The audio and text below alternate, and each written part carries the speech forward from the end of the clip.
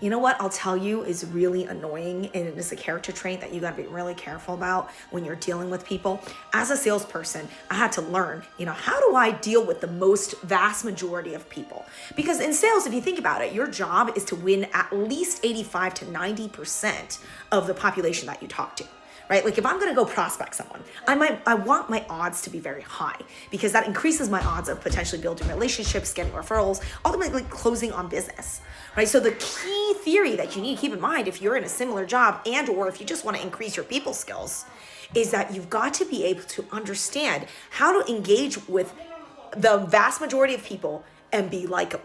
And the best way to do that, the number one way to do that is to not be a know-it-all until it calls for a time that you showcase your expertise. This is really critical because there's a lot of people out there that will just like to talk about their knowledge and they think that that's winning others' interest.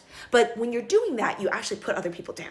They think that you're kind of calling them stupid, right? So the best way to earn people's trust is actually to ask a lot of open questions, get your prospect talking, and keep talking and talking and talking and talking. And at the end, when you can finally give them some sort of solution or some sort of insight, that's when you showcase your knowledge. Because if you do it in that order, you're actually increasing the odds of you attracting the person that you want to get at to be your customer versus the opposite strategy of let me showcase to you everything I know, like talk your ear off in the first 10-20 minutes of conversation, and that person barely gets a word in edgewise. That's very dangerous. Instead, what you want to do if you really want to succeed in sales is to listen first, ask questions first, and then sell later.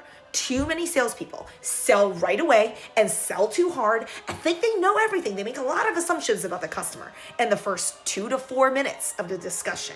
And that's very, very dangerous. You got to let your customer lead the conversation at the beginning and you come in and close it just like a pro at the end.